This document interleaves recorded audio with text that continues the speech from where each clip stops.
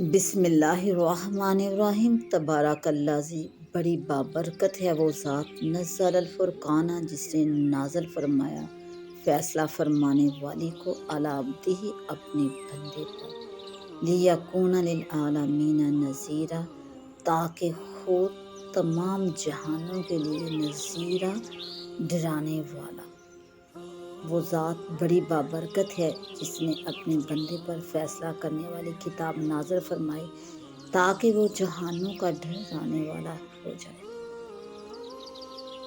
اس آیت مبارکہ سے سورہ فرقان شروع ہو رہی ہے، اور پہلے ہی رکوع کی پہلی آیت میں قرآن مجید کی اللہ سبحانہ نے صفت بیان فرمائی، اور اس کے ساتھ ہی صاحب قرآن یعنی آپ صلی اللہ علیہ وآلہ وسلم کی اللہ سبحانہ نے صفت بیان فرمائی۔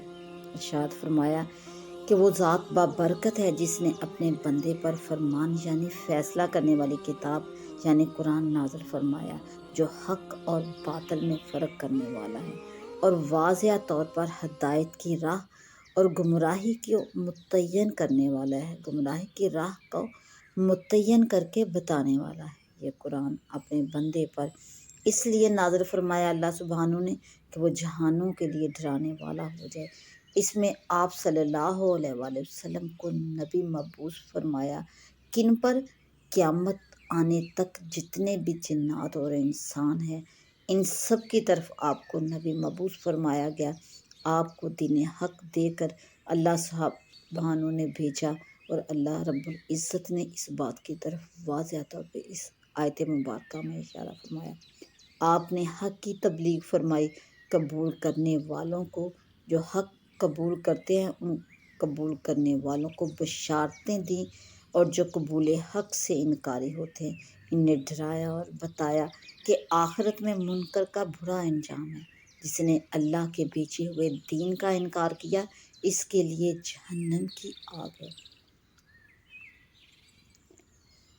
للذی لہ ملک السماوات، وہ ذات کہ جس کے لیے بادشاہت ہے آسمانوں کی، والارض، اور زمین کی، ولم یتخذ، اور جس نے نہیں اختیار کیا، ولدا، کوئی اولاد، کوئی بیٹا، ولم یکن لہ شریک، اور نہ ہی کوئی اس کا شریک ہے، فی الملک، اس کی بادشاہت میں، اس بادشاہت میں نہ کوئی اس کا شریک ہے، وخلق کل شیء، اور اس نے پیدا فرمایا ہر شے کو، ہر چیز کو، فقدرہ تقدیرا، اور پھر اس کا اندازہ ٹھہرایا ایک اندازہ۔ اللہ کی وہ ذات ہے جس کے لیے بادشاہت ہے آسمانوں اور زمین کی، اور اس نے کسی کو اپنی اولاد قرار نہیں دیا، اور حکومت میں اس کا کوئی شریک نہیں، اور اس نے ہر چیز کو پیدا فرمایا، پھر اس کا ٹھیک اندازہ مقرر فرمایا۔ پھر اللہ سبحانہ نے اس دوسری آیت مبارکہ میں قرآن نازل فرمانے والی ذات بابرکت کی صفات بیان فرمائی، جس کی طرف سے ہر طرح کی برکت اور خیر کثیر ملتی ہے۔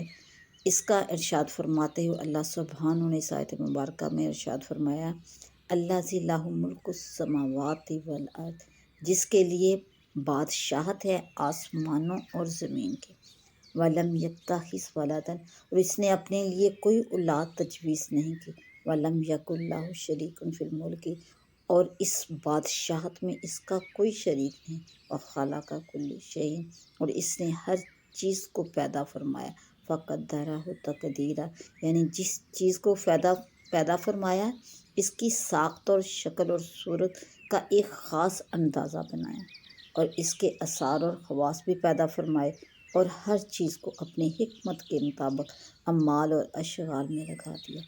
آسمان کی ساخت، اس کے اجزائے ترکیبی، اس کی حیت اس کے حال کے مناسب ہے۔ اسی طرح سیاروں اور ستاروں کی تخلیق میں وہ چیزیں رکھی گئی جو ان کے احوال کے مناسب ہیں۔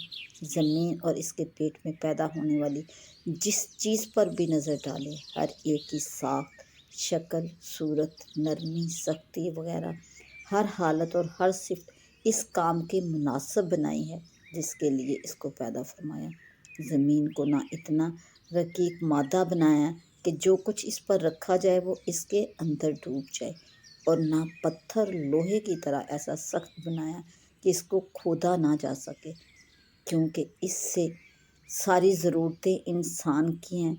اس کو کھود کر پانی نکالا جا سکتا ہے، اس کی بنیادیں کھود کر بڑی بڑی عمارتیں کھڑی کی جا سکیں۔ اس کے لیے اس کو ایسی ہی حیت پر اللہ سبحانہ نے رکھا۔ پانی کو سیال مادہ بنایا جس میں ہزاروں حکمتیں ہیں۔ ہوا بھی سیال مادہ کی طرح ہے مگر پانی سے مختلف ہے۔ پانی ہر جگہ خود بخود نہیں پہنچتا، اس میں انسان کو کچھ محنت بھی کرنی پڑتی ہے۔